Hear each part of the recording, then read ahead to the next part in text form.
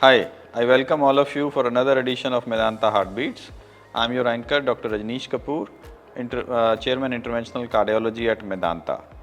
So we are here with another session of Medanta Heartbeats, and we'll be focusing on, in this edition, on which is a tagline for this World Heart Day: use heart for action. So this is very important. This is very important. By this, we are trying to create awareness in the society that how we can best prevent heart disease and how you can have your heart in a best healthy form. So use heart for action means what? इसका मायने है अपने heart को हमेशा व्यस्त रखें, exercise करें। Exercise से क्या होता है, आपका हार्ट रेट बढ़ता है, आपका ब्लड प्रेशर बेटर कंट्रोल होता है, आपके कोलेस्ट्रॉल शुगर्स और अच्छे से कंट्रोल होते हैं, और ये सारी चीज़ें आपके बॉडी में एक ऐसा हेल्दी मिलियू पैदा करती हैं जिससे आपकी हार्ट हेल्थ बेहतर रहती है। तो आइडिया यही है भी आप स्वस्थ रहें और आपका हार्ट हेल्दी रहे, ताकि आपको कम से कम इन्वेस्टिगेशंस और कम से कम ट्रीटमेंट का ज़रूरत पड़े। और इसको और एलेबोरेट वे में कैसे हम चर्चा में लाएं या कैसे हम इसको इंटरप्रेट करें या एग्जीक्यूट करें अपनी लाइफ्स में, उसके लिए हमने ये सेशन प्लान किया है। We are honoured to have doctor Simi Manocha with us. She is a very senior cardiologist at Faridabad.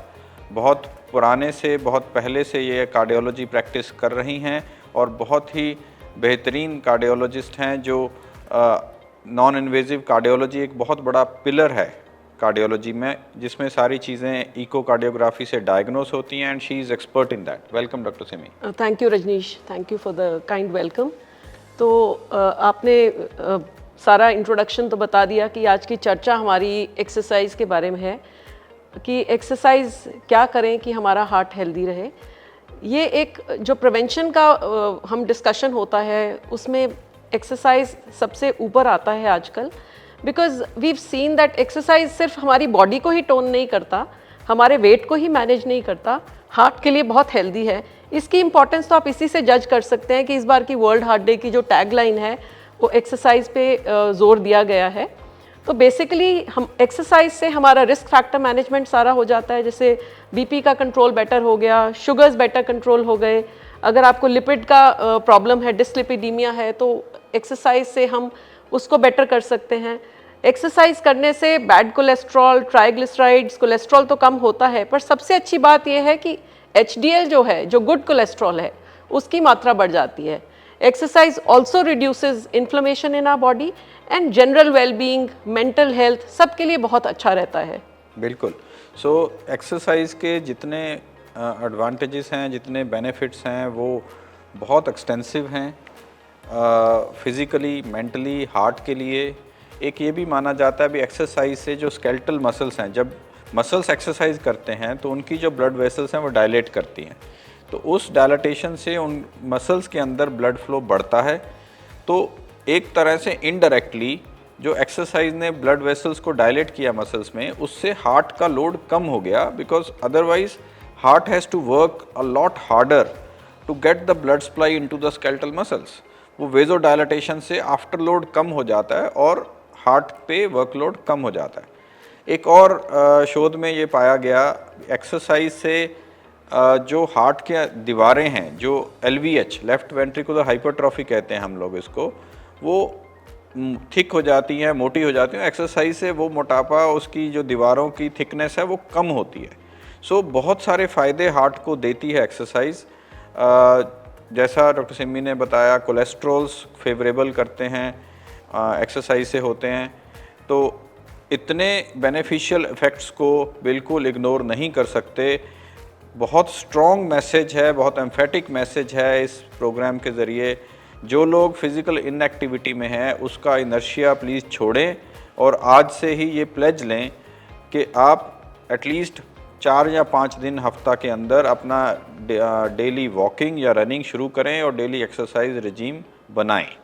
Doctor Simi, आप ये बताएं भी, हम बात तो करते हैं एक्सरसाइज, बट कितना एक्सरसाइज करना चाहिए, कितना एक्सरसाइज है जो एक्चुअली हेल्दी मिलियू क्रिएट करता है या बहुत अच्छा माना जाएगा बॉडी के लिए? ताकि एक्सट्रीम में भी ना जाएं लोग? डॉक्टर कपूर, एक तो पहले मैं ये बात बताना चाहूँगी अपने दर्शकों को कि एक्सरसाइज ज़रूरी नहीं है कि आप कंटिन्यूटी में कर रहे हैं तो ही आपको अलाउड है। एक टाइम आता है, जैसे 20 to 40 ईयर्स जनरली हम लोग अपने करियर्स में बिजी हो जाते हैं और एक्सरसाइज छूट जाती है। At a later age if you want to start, तो ऐसा कोई इनहिबिशन नहीं है कि आप एक्सरसाइज नहीं कर सकते, बट एक मेडिकल सुपरविजन के अंदर मैं चाहूँगी कि जैसे मेरा प्रिवेंटिव कार्डियोलॉजी पे काफ़ी एक्टिव रहती हूँ, तो एक कार्डियोलॉजिस्ट से या एक फिजिशियन से संपर्क करें, एक सिंपल ट्रेडमिल टेस्ट या स्ट्रेस टेस्ट करवाएं जिससे एक अपनी एक्सरसाइज कैपेसिटी पता चले, और ग्रेजुअल अपग्रेडेशन करें एक्सरसाइज की। तो मिनिमम जो एक्टिविटी हार्ट के लिए हेल्दी रहती है, अगर वो वॉकिंग करना चाहता है तो 150 minutes per week. So actually इसको डिवाइड करके आधा घंटा हफ्ते में 5 दिन भी चलते हैं तो अच्छा रहता है। और उसके साथ साथ अगर वो जिमिंग करता है या वेट ट्रेनिंग करता है, इंटेंसिव एक्सरसाइज करता है, तो उसको भी 75 मिनट्स के करीब एवरी वीक अगर वो ऐड करता है तो हार्ट के लिए बहुत हेल्दी रहता है। तो ऐसा कुछ नहीं है कि आपको बहुत इंटेंस ट्रेनिंग करनी है। Simple walking is very very healthy for the heart. And उसके अलावा अगर आप एक्टिव एरोबिक्स या इंटेंस एक्सरसाइज भी करते हैं तो उससे भी हार्ट को बेनिफिट होता है। ग्रेट। सो किसी लेवल में आप डेडिकेटेड अगर 30-40 मिनट डेली निकाल पाएँ और डेली ब्रिस्क वॉक करें या रनिंग करें या आप कुछ कार्डियो एक्टिविटी स्विमिंग या साइकिलिंग करें, तो वो सब बेहतर एक्सरसाइज माने जाते हैं। कुछ पेशेंट्स डॉक्टर सेमी हमारे पास आते हैं जो बोलते हैं, जो ओल्ड एज पेशेंट्स हैं, दैट उनको नी आर्थराइटिस के कारण वो चल नहीं पाते हैं, तो बहुत एक लिमिटेशन है उनकी लाइफ में, उनको लगता है अभी वो 5-10 मिनट से ज़्यादा नहीं चल पाते। उनके लिए क्या एडवाइस देना चाहिए हमें? उनके लिए एक तो सिंपल स्टैटिक एक्सरसाइजेज, जो हमारी स्टैटिक साइकिल है, वो एक यूज़ किया जा सकता है जो आपके जॉइंट्स को भी बेहतर करता है और सर्कुलेशन को भी बेहतर करता है। और यहाँ रोल आता है जो हमारे इंडिया में बहुत प्रचलित है, yoga. Yoga is very very healthy. उसमें अगर वो सिंपल चेयर योगा भी कर ले, ब्रीदिंग एक्सरसाइजेज कर ले, सिंपल अपने जॉइंट्स को मूव कर ले, उनको रेपिटेटिव एक्शन में कर ले, तो वो भी हार्ट के लिए उतना बेनिफिशियल है। So I think people should not get disheartened कि ऑस्टियोआर्थराइटिस है या उनको हिप की प्रॉब्लम है, नी की प्रॉब्लम है, चल नहीं पा रहे हैं। तो योगा अगर वो कर लेते हैं और उसको अपने रूटीन में शामिल कर लेते हैं तो उतने ही हेल्थ बेनिफिट्स होते हैं जो दूसरी एक्सरसाइजेज के साथ होते हैं। तो जो अभी तक की डिस्कशन से साइनॉप्सिस निकला वो यही है कि जो लोग अच्छे से एक्सरसाइज कर सकते हैं but somehow they are physically inactive, sedentary हैं, वो इसको ब्रेक करें इस साइकिल को और डेली 30 से 40 मिनट निकालें। Brisk walk, running, jogging, swimming, cycling, कुछ भी कार्डियो करें बट ज़रूरी करें। Mild to moderate weight training ख़राब नहीं है। एक्सट्रीम पे वेट ट्रेनिंग के लिए बिना सुपरविज़न के नहीं करें। जो लोग आर्थराइटिस से पीड़ित हैं, जितना आप चल पाते हैं चलें, बट उसके बाद योगा जैसे डॉक्टर सिमी ने बताया या ब्रीदिंग एक्सरसाइजेस का सेवन ज़रूर करें। उसको ये जो अगर आप कार्डियो नहीं कर पा रहे हो तो ये योगा भी आपको हेल्प करता है अच्छी हार्ट हेल्थ के लिए। इसके साथ एक्सरसाइज तो हमने माना, बट बहुत ये भी मानते हैं भी अगर कोई ओबीज़ है, अगर किसी का वेट ज़्यादा है तो एक्सरसाइज उसको हेल्प करती है उसके वेट रिडक्शन में, बट डाइट का भी बहुत अच्छा एक स्ट्रॉन्ग रोल माना जाता है। तो उसके बारे में भी आप कुछ एलैबोरेट करें। एक तो सबसे पहले आज ही टाइम्स ऑफ इंडिया में आर्टिकल आया है कि ओबेसिटी जो है उसको पूरा हम विलन नहीं बना सकते। अगर एक एक्टिव ओबीस पेशेंट है और उसका बेली फैट है पर वो एक्टिव है, तो ऐसे में जो फैट होता है वो बहुत कंसोलिडेटेड हो जाता है और उसके हार्मफुल इफ़ेक्ट्स कम हो जाते हैं हार्ट पेशेंट्स में। तो I think people should not get disheartened जो बहुत ओबीज़ हैं, बट अगर वो एक्टिव रहते हैं, अपना एक्सरसाइज शेड्यूल को ठीक रखते हैं, तो हम काफ़ी हद तक बेनिफिट्स ले सकते हैं। और ज़्यादातर लोगों को ये मालूम है कि खाली एक्सरसाइज से काम कभी भी नहीं चलेगा। Diet plays a very very important role. So in fact अगर वेट लॉस की तरफ जाते हैं तो डाइट को 80% और एक्सरसाइज को 20% कहते हैं, but for heart I think both have a 50-50% role. Diet is equally important.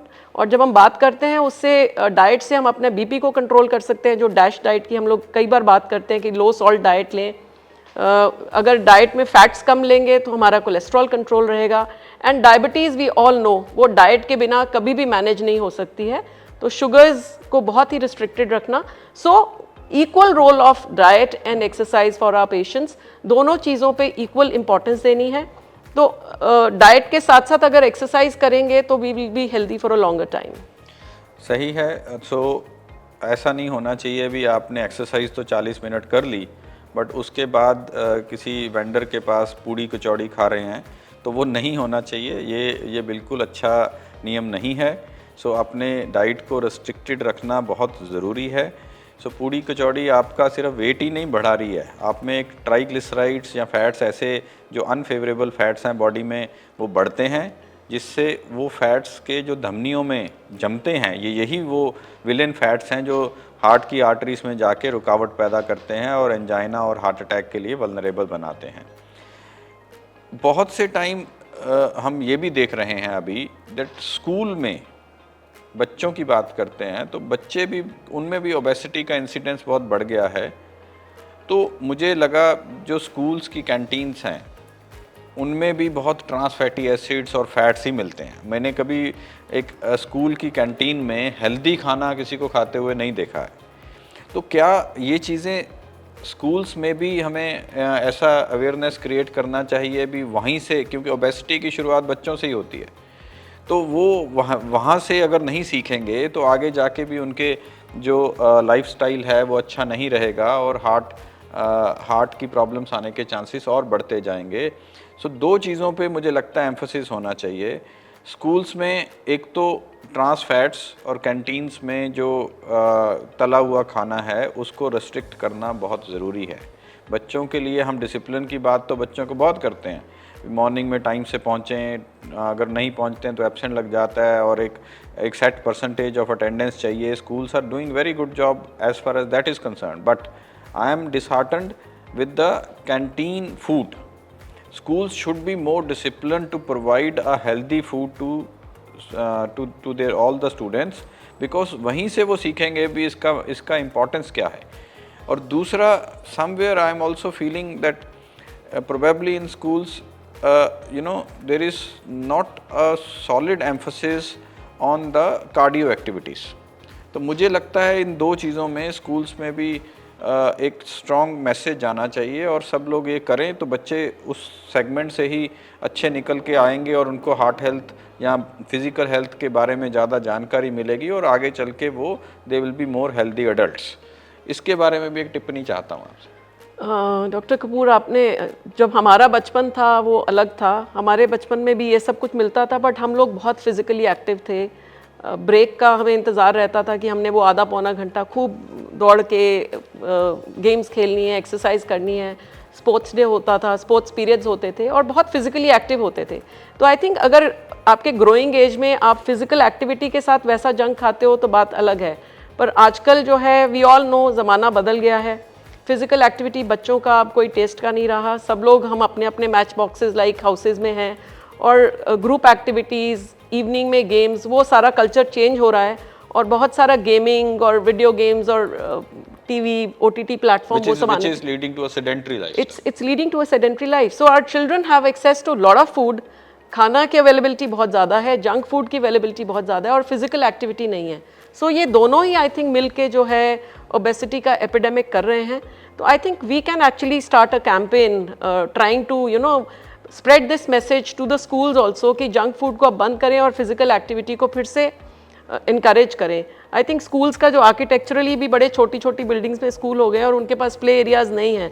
So I think it should be made mandatory to have a play area and बच्चों को स्पोर्ट्स पीरियड एंड एक्टिविटी के लिए encourage करना चाहिए। So nice.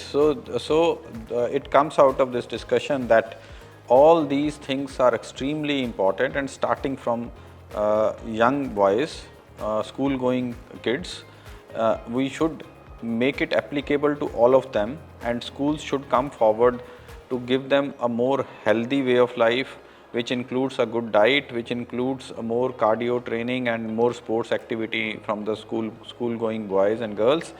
और आगे चल के अगर adults की बात करें, they should imbibe this thing in themselves. भी ये बहुत ज़्यादा ज़रूरी चीज़ है उनकी अच्छी हेल्थ के लिए। कुछ भी करें, see, nobody is actually by this program we are just trying to push you that spare 40 minutes from your full life daily 40 minutes only for a good cardio training and good walk or exercise, which will go a long way in making you disease free, which will go a long way in making you better mentally and physically. आपको happiness index आपका बढ़ जाता है exercise से, आपका heart का health अच्छा रहता है. So this is a consolidated message. So finally doctor Simi, जब हम एक्सरसाइज की बात करते हैं, एक तो हो गए हेल्दी इंडिविजुअल्स जो हैं जिनको कोई हार्ट डिजीज़ नहीं है. जिनको हार्ट डिजीज़ है उनमें बहुत डायलेमा रहता है, वो किस लेवल की एक्सरसाइज करें या ना करें, उनके लिए रिस्की तो नहीं हो सकता. तो I think this is also very important to people to listen to this. So please give them expert opinion. So healthy population की तो हमने बता दिया कि ये गाइडलाइंस है, but once somebody develops a heart disease, या उसको हार्ट अटैक हो गया, या उसका हार्ट वीक हो गया, उसकी स्टेंटिंग हुई है या बाईपास हुई है, तो उन पेशेंट्स को भी हम लोगों को एक्सरसाइज रिजीम पे लाना है. इसको पहले हम रिहैबिलिटेशन प्रोग्राम कहते हैं. तो जनरली ये इंस्ट्रक्शंस हॉस्पिटल में दे दी जाती हैं कि आपको 1 वीक का रिस्ट्रिक्टेड एक्टिविटी है, another 1 week of gradual mobilisation, और आप अपनी अच्छी वाली एक्सरसाइज या एक्टिविटी जो है ओवर द मंथ करोगे, depending upon your clinical scenario. So patients who have already had a heart problem, they should also exercise, but it obviously has to be supervised by their cardiologist. वो initially आपको step wise rehabilitate करेंगे, और कई अच्छे hospitals में rehabilitation programmes भी है जहां आप फिजियो वालों की हेल्प ले सकते हो और ग्रेजुअली अपनी एक्टिविटी बढ़ा सकते हो. जनरली आफ्टर अ मंथ अगर एंजियोप्लास्टी हुई है, और अगर 2 महीने अगर बाईपास सर्जरी हुई है, तो फिर वो अपना नॉर्मल शेड्यूल पे, नॉर्मल एक्सरसाइज पे आ सकते हैं. और इससे ये बेनिफिट रहता है कि रिस्क फैक्टर्स तो आपके कंट्रोल होते ही हैं, बट इसके अलावा आपका हार्ट जो है उसकी पंपिंग इम्प्रूव होती है, उसकी कंडीशनिंग इम्प्रूव होती है, और पेशेंट की हेल्थ बेटर हो जाती है. Right. So very rightly said by doctor Simi. ये चीज़ बहुत ख्याल रखने वाली है. अगर आपको हृदय प्रॉब्लम हुआ है या उसका कोई प्रोसीजर हुआ है, डोंट बी डिसहार्टन्ड. आप बिल्कुल धीरे धीरे करके आपको इस शेप में ला सकते हो जहाँ पे आप कार्डियो एक्टिविटी धीरे धीरे करते चलें, सुपरवाइज्ड रहें, बहुत अच्छा है. इसीलिए हम लोग हर एंजियोप्लास्टी या बाईपास के 2.5 to 3 months after that procedure we always conduct a stress test, so that हम उनको सही रूप में गाइड कर पाएँ. सो सुपरवाइज्ड वे में आप अपना कार्डियो एक्टिविटी करते रहें, बहुत ज़रूरी है आपकी अच्छी हृदय हेल्थ के लिए. So finally the message which comes out is that for all, those who are already exercising, please continue to do so with all your passion and energy. This is very important. और जो लोग sedentary हैं, exercise नहीं कर रहे हैं, बहुत ज़रूरी है, you please take a pledge and start और involve your self in some level of exercise. चाहे आप डेली वॉक करें, कुछ हद तक रनिंग करें, जॉगिंग करें. See this is be so productive to your life and make your heart healthy. And I'm absolutely sure that only a healthy heart person who has a healthy heart inside can enjoy their day-to-day life. So this is very important. Please follow it meticulously. Thank you. Thank you.